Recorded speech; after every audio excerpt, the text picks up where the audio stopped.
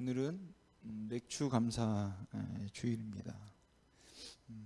그래서 조금 복잡하고 딱딱한 이야기이기는 하겠지만 구약에 나오는 제사와 제물에 관한 이야기를 좀 나눠보려고 합니다.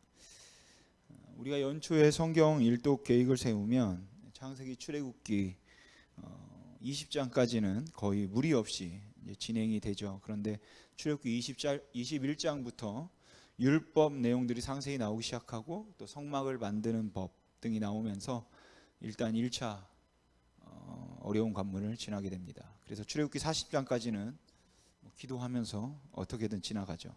근데 이제 레위기에 들어서게 되면 첫 장에서부터 제사에 관한 이야기, 제물에 관한 이야기가 나오는데 이 관문을 이제 통과하지 못할 때가 많습니다. 그래서 그러면 이제 신약부터 읽자 하고 마태복음으로 넘어가는데 마태복음도 처음부터 만만치가 않죠. 웬 사람 이름만 나오고 낳고만 나오는지 또 쉽지가 않습니다. 아무튼 레위기가 힘든 이유는 아마도 이 제사에 관한 이야기를 하기 때문일 텐데, 이스라엘 백성들이 드린 제사를 구분할 때 그 목적에 따라서 아니면 이제 그 방법에 따라 제사들이 구분되기도 합니다. 여러분, 레위기 첫 부분에는 이제 5개의 제사가 나옵니다. 번제, 소제, 화목제, 속죄제, 그리고 속건제. 그게 이 5개의 제사를 어떻게 드려야 하는가 하는 그 의식의 절차들이 기록되어 있는데, 여러분도 아시겠지만 제사를 드릴 때는 반드시 이제 제물을 가지고 와야 합니다. 그리고 이 5가지 제사 중에서 곡식을 제물로 드렸던 소제를 제외하고는 모든 제사에 소나 양, 또 염소를 가져와서 제물을 드려야 하고, 가난한 사람들의 경우는 이제 비두기를 가져다가 또 제물로 드리는 경우도 있었습니다. 여러분들은 옛날 일들, 자신의 그 어렸을 적 일들을 잘 기억하십니까? 아니면 혹 영화를 보거나 연속극을 보시면 그 줄거리를 오랫동안 기억을 하십니까? 저는 영화나 연속극을 보면 오랜 시간이 지난 후에 중요 장면은 기억이 좀 나는 것 같은데 자세히 기억하지는 못합니다. 특히 어릴 적 일들은 더더욱 기억이 안 납니다.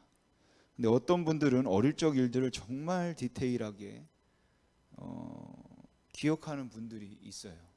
말도 하지 못했던 그 당시의 일들까지 기억하는 분들이 있는데, 정말 기억하는 건지 정말 저는 대단하다고 생각합니다. 물론 제가 남들에 비해서 정말 어릴 적 일들을 잘 기억하지 못하니까 더 그렇게 느끼는 것 같아요.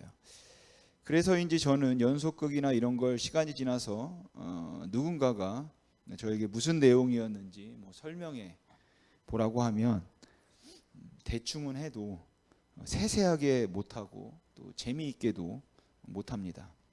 근데 또 이런 걸 또 굉장히 잘하는 분들이 계시죠. 저도 한 명 아는데 저희 누나가 굉장히 잘합니다. 지금은 같이 살고 있지 않기 때문에 들을 일이 없지만 예전에 같이 살 때 연속극 못 본 것을 물어보면 정말 장면이 그려지듯 연기까지 곁들여서 굉장히 설명을 참 잘합니다. 정말 대단하다고 생각합니다. 물론 제가 누군가를 만나서 영화나 연속극의 줄거리를 묻고 들을 일이 없기 때문에 확정할 수는 없겠지만, 제가 생각하기에는 저희 누나만큼 그렇게 이야기를 잘하는 사람은 또 굉장히 드물 거다라고 생각해요. 그리고 어릴 적 일들도 저는 기억이 전혀 안 나는데 잘 기억합니다. 그래서 저는 그런 이야기를 들을 때면 내게 그런 일이 있었나? 내가 그런 일을 했나? 정말 의아할 뿐입니다. 제가 아주 어렸을 때, 지금도 구역 예배가 있지만 교회에 그때도 있었어요. 지금도 그렇겠지만 그 당시도 구역 예배 후에는 다가를 나누고 이렇게 함께 교제하는 그런 시간이 있었습니다. 제가 아주 어렸을 때니까, 유치원도 들어가기 전이니까 그 당시에는 초코파이가 귀한 것이었는데 저희 집 구역 예배 때 부모님은 이제 초코파이를 내놓으시고 뭐 음료수도 내놓으셨겠죠. 그러면 저는 예배보다는 이제 그 초코파이에 온 정신이 이제 집중되는 거죠. 그리고 예배가 끝나고 초코파이를 이제 먹으려고 하면 저는 전혀 기억이 잘 나지 않지만 부모님 말씀에 의하면 그 초코파이들에 제 침을 다 발랐다고 합니다. 내 거라고 이제 찜해 놓는 거죠. 이제 어차피 애기가 하는 거니까 좀 귀여워서겠죠. 아무튼 어렸을 때부터 굉장히 잔머리가 발달했던 것 같습니다. 그렇게 예배도 예배지만 사실 이제 예배도 예배지만 이제 구역 예배를 드릴 때 사람들이 구역 예배 후에 다가를 나누며 교제하는 시간, 이것이 참 이제 즐겁게 사람들이 느꼈고 또 기다렸던 것 같습니다. 이스라엘 백성들도 제사를 지낼 때 그런 즐거움이 있었을까요? 소나 양이나 염소를 제물로 드렸으니까 제사가 끝나고 난 날은 사람들이 모여서 고기를 먹는 그 즐거움과 잔치 분위기를 이스라엘 백성들이 고대할 수 있었을까요?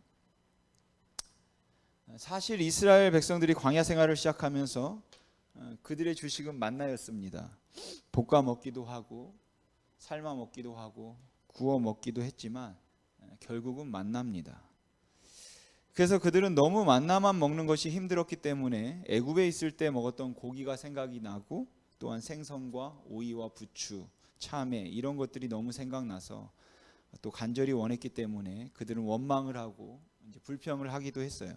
그래서 그들은 우리가 애굽에 있을 때는 고기 국물이라도 얻어 먹었는데 이 광야 생활을 하면서는 고기 굽는 구경조차 하지 못한다라고 하며 너무 답답하고 슬퍼서 울었던 적도 있었습니다. 그런데 그들이 제사를 드리는 날은 양을 잡고 소를 잡았으니까 그들이 먹을 것이 좀 있었을까요? 그날을 기대할 만큼 그렇게 그날이 좋은 날이었을까요? 라는 겁니다.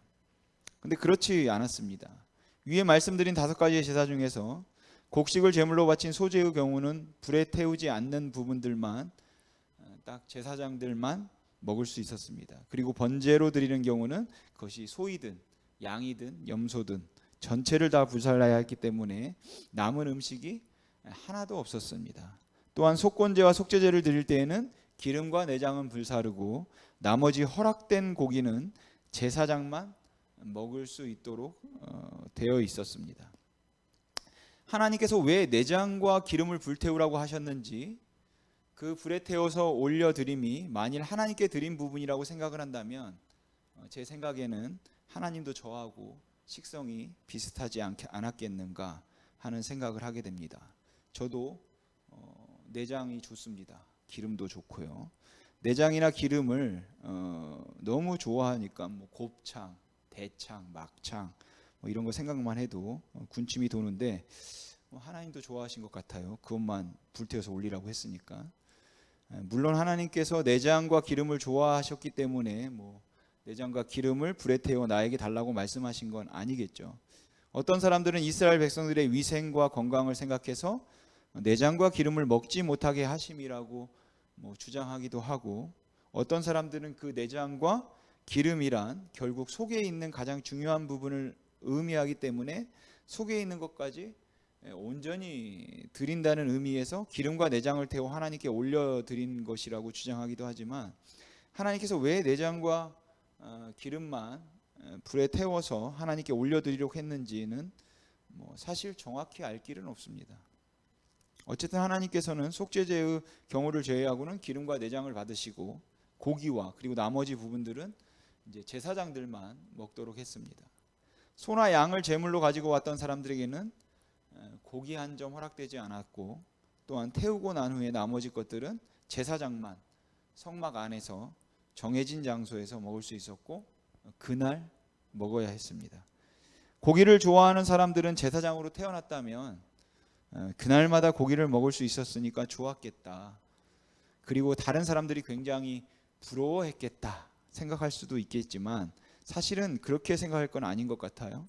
저는 제사장들에게도 그것은 굉장한 고역이었을 거다라고 짐작해 봅니다. 왜냐하면 그때 제물로 드린 고기는 집에 가져가서 가족들이 함께 먹을 수 있는 것도 아니고 제사장의 가족들 중에 남자들만 정해진 장소에서 규례에 따라서 먹어야 했기 때문에 그렇습니다.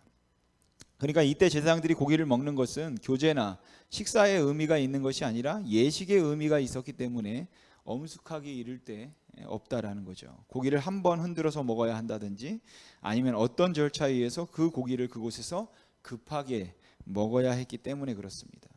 하나님께서 이런 제사의 경우에 제물로 바친 고기를 다른 사람들은 아무도 못 먹게 하셨는데 왜 제사장만 먹게 하시고 다른 사람들은 못 먹게 하셨을까? 그 이유 역시도 정확하지가 않습니다. 제물로 바칠 때 고기에 안수를 해서 모든 죄를 그 제물에 전가시키고 그리고 그 제물을 불에 태우고 나머지는 제사장이 먹었으니까 그 죄를 전가시킨 짐승은 부정한 짐승이 되어서 제사장들이 그것을 먹음으로 죄를 속하게 한 것일 수도 있겠고, 아니면 제사를 드리는 것은 온전한 헌신을 의미하기 때문에 제사를 드린 사람은 그 고기에 한 점도 취하지 못하도록 하므로 온전한 희생과 헌신을 의미하는 것일 수도 있을 것 같습니다. 그런데 이런 모습은 주변에 있던 다른 족속들의 제사와는 아주 다른 모습이었습니다.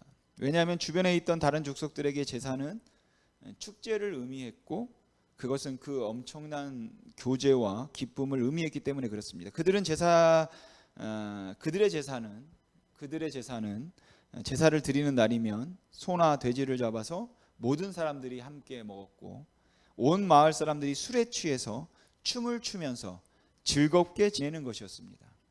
그러니까 제사를 하는 날이면 모든 사람들이 배불리 먹고 모든 사람들이 기뻐서 춤을 추고 술에 취해서 흥겨운 모습으로 지냈기 때문에 아마 제사 지내는 걸 너무 좋아했을 것 같아요. 그리고 이스라엘 사람들도 자신들의 제사보다는 이방인들의 제사에 훨씬 더 관심이 갔을 것이고 부러웠을 겁니다. 그렇게 그들처럼 우리도 좀 먹고 마시고 즐겁게 좀 제사를 하지, 왜 이렇게 맨날 엄숙하고 경건하게 하는지, 그리고 불에 태우고 난 후에 제사장만 그 음식을 정한 곳에 가서 급하게 먹는 그 모습을 봐야 하는지, 그리고 자기들은 그 가운데 어느 것도 취할 수 없는 그런 상황이 좀 답답하게 느껴졌을 것 같기도 합니다.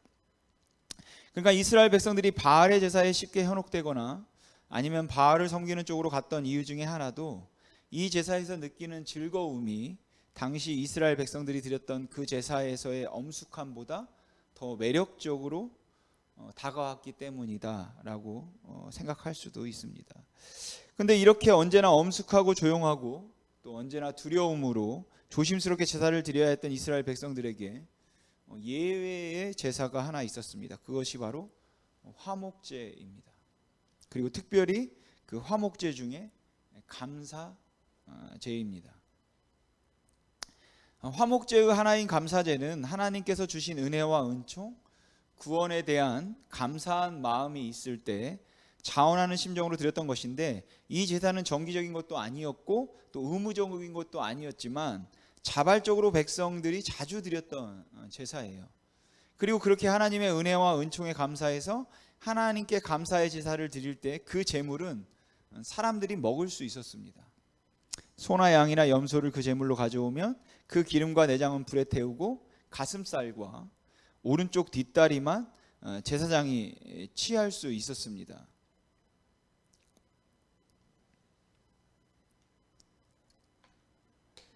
그리고 그 가슴살과 오른쪽 뒷다리를 제사장이 가족들과 함께 모여서 이제 먹을 수 있었습니다. 그렇게 보면은 이 제사장의 자녀나 아내들도 참 불쌍하죠.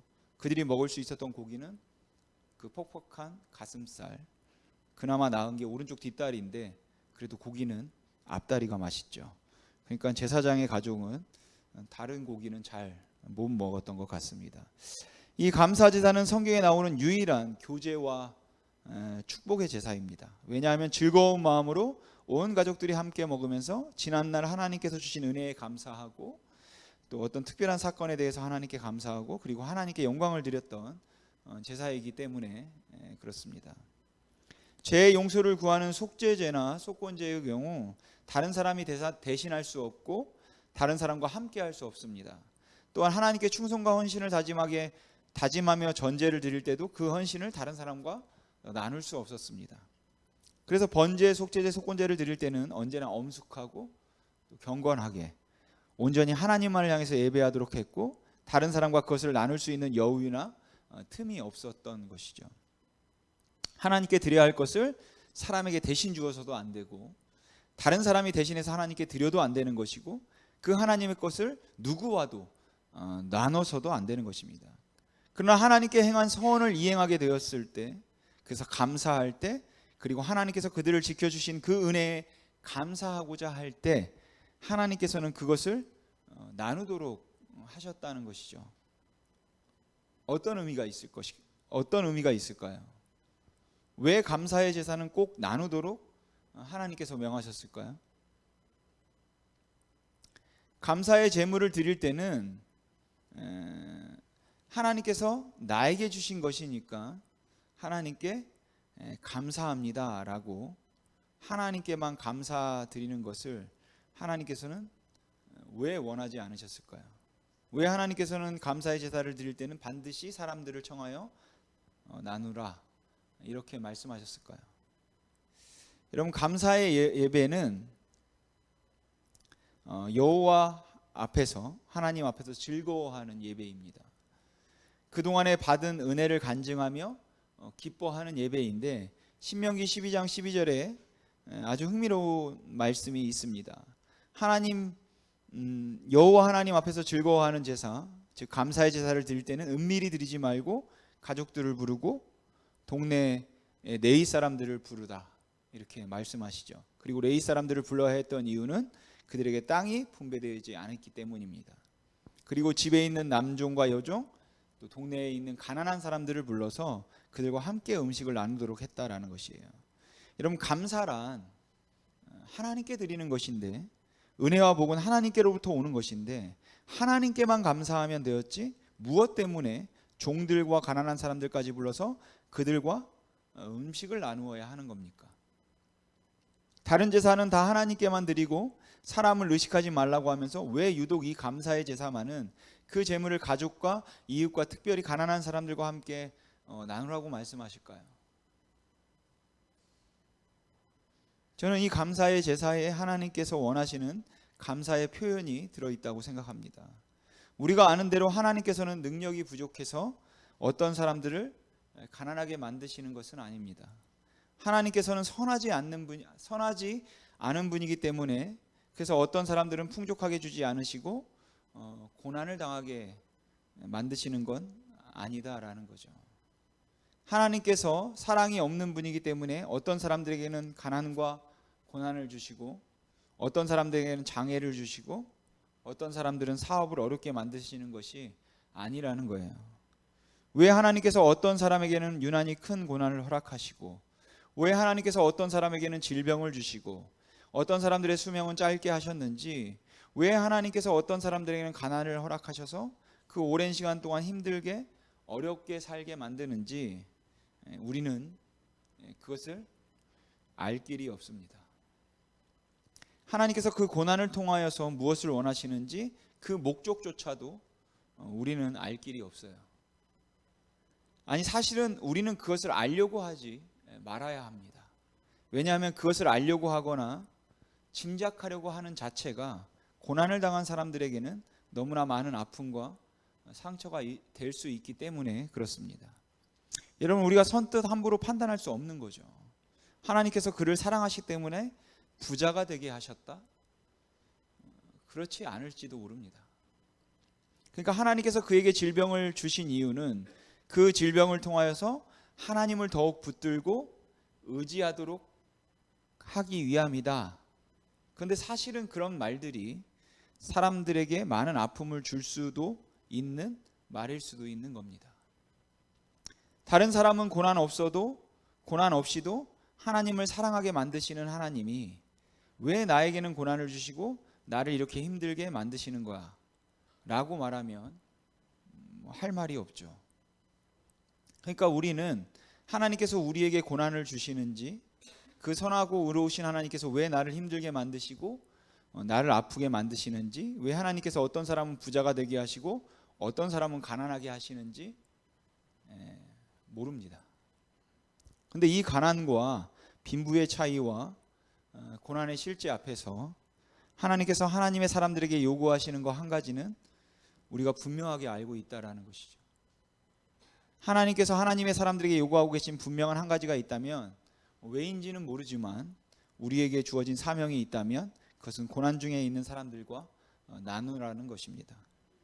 어렵고 아픈 사람들과 함께 해주라는 거죠. 그것이 하나님께서 우리들에게 명하시고 요구하신 하나님의 원하심이다라는 것이에요. 정말로 감사한 마음이 들면 하나님께 좋은 것을 드리려고 하지 말고 이웃과 좋은 것을 함께 나눔으로 하나님을 기쁘시게 하라. 그것이 바로 하나님이 원하시는 감사의 방법인 것 같습니다. 충성은 하나님께만 하는 겁니다. 죄사함도 여러분 하나님께만 하는 겁니다. 나누어져도 안 되고 누구도 대신해서도 안 되는 겁니다. 그런데 감사는 나누어야 합니다. 사람들에게 감사해야 한다는 의미가 아니라 하나님께만 우리가 감사하지만 그 감사함을 표현할 방법은 나눔을 통해서다라는 것이에요. 그래서 우리가 하나님께 정말로 우리에게 주신 건강을 감사하고 우리에게 주신 재물을 감사하고 우리에게 주신 자녀들을 인하여서 감사하고 우리에게 주신 여러 가지 기회들과 가능성과 재능을 인하여서 감사하는 그 감사가 진실로 하는 감사임에도 불구하고 만일 이 감사에 나눔이 빠지면 거의 모든 감사는 자랑이 될 수 있고 약자에 대한 무시가 될 수 있습니다. 왜냐하면 나눔이 없는 감사는 거의 모든 경우에 남은 없는데 나는 있어서 감사하다, 이런 것이기 때문에 그렇습니다. 다른 사람은 못하는데 나는 할 수 있어서 감사합니다. 요즘 사업이 어려워서 모두들 힘들다는데 우리의 사업은 번창하게 해주셔서 감사합니다. 남은 아프다는데 나는 아프지 않아서 감사합니다. 남의 자식들은 다 공부를 못한다는데 내 자식은 공부를 잘하니까 너무너무 감사합니다. 물론 감사해야죠. 하나님께 감사한 일입니다. 그래서 하나님께 영광을 돌려야죠. 그런데 그 감사에 다른 사람들을 위한 기도와 그렇지 못한 사람들을 위하여서 우리가 함께 울어줄 수 있는 마음이 빠지고 나면 이것은 이기적인 기도가 되는 것이고 바로 바리새인의 기도가 되고 만다는 것이에요. 여러분, 누가복음에 나오는 바리새인의 기도 기억하십니까?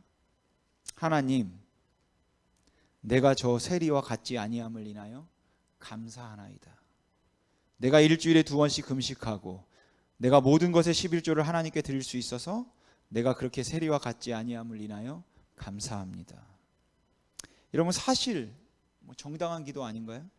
내가 세리처럼 그렇게 악을 행하거나 하나님을 떠난 사람처럼 살지 아니하고 경건하고 거룩하게 살 수 있고 많은 것을 누리게 해주셔서 감사합니다 라는 이 기도가 왜 문제가 되냐는 것입니다. 왜냐하면 그 기도에는 나눔이 없기 때문에 그렇습니다.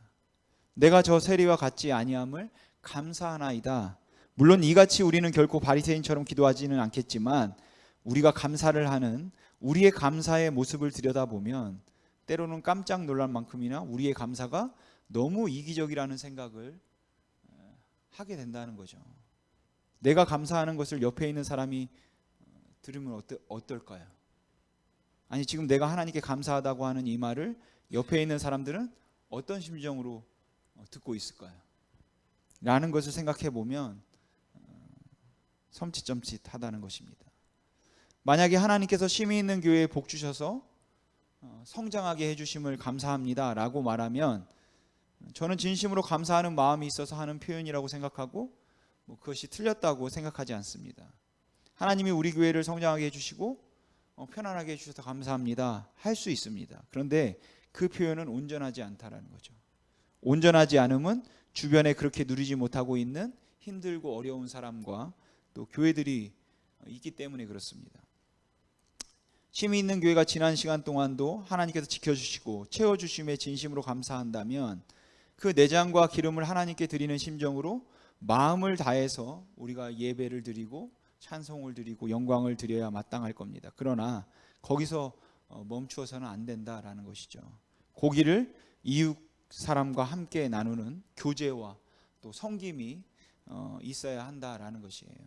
그리고 우리가 섬기는 바로 곧 달 무료 캠프도 바로 그러한 마음으로 함께 나누고 또 누리기 위함인 것입니다.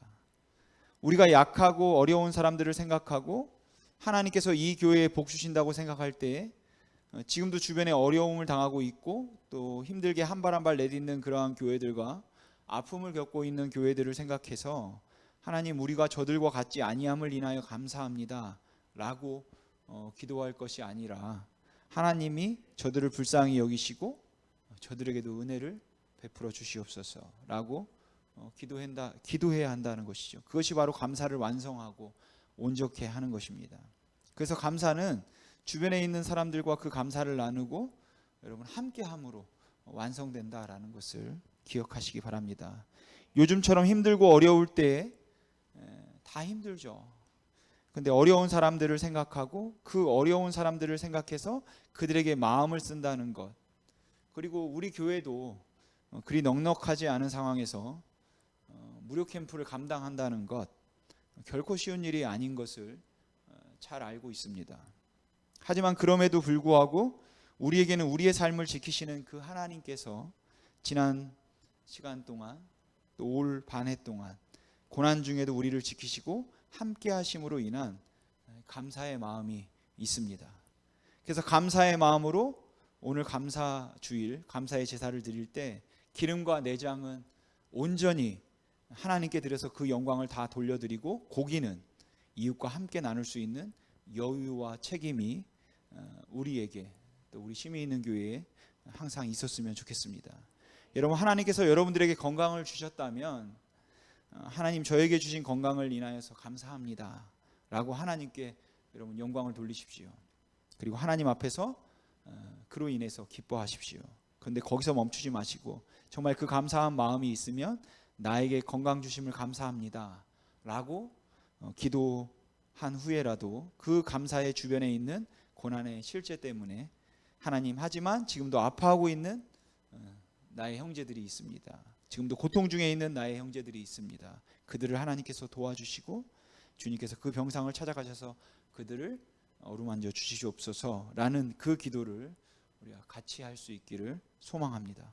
꼭 물질을 나누어서가 아니더라도 우리의 삶 가운데서 우리의 마음을 함께 나누고 그리고 우리에게 주신 것들을 같이 나누려고 하는 마음을 통해서 감사는 여러분 완성되는 것입니다. 가난한 분들, 힘들고 어려운 분들을 기억하셔서 하나님께 감사하는 마음을 우리가 항상 나누었으면 좋겠습니다.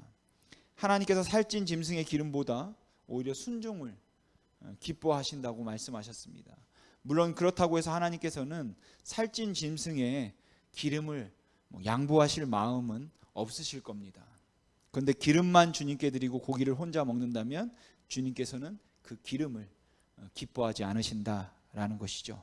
주님께 기름을 태워 드린다면 그래서 진심으로 주님께 감사하는 마음이 있어서 찬송을 드리고 예배를 드리고 오늘도 하나님 앞에 감사한다면 주님께서 그 감사를 기쁘게 받으시겠지만 그 감사가 온전해지기 위해서는 우리의 기도 속에 그리고 우리의 삶 속에 우리의 손에 가난하고 약한 사람들의 실제에 대한 느낌이 있어야 된다라는 것입니다. 그것이 빠지면 진정한 감사, 온전한 감사가 되지 못한 것입니다.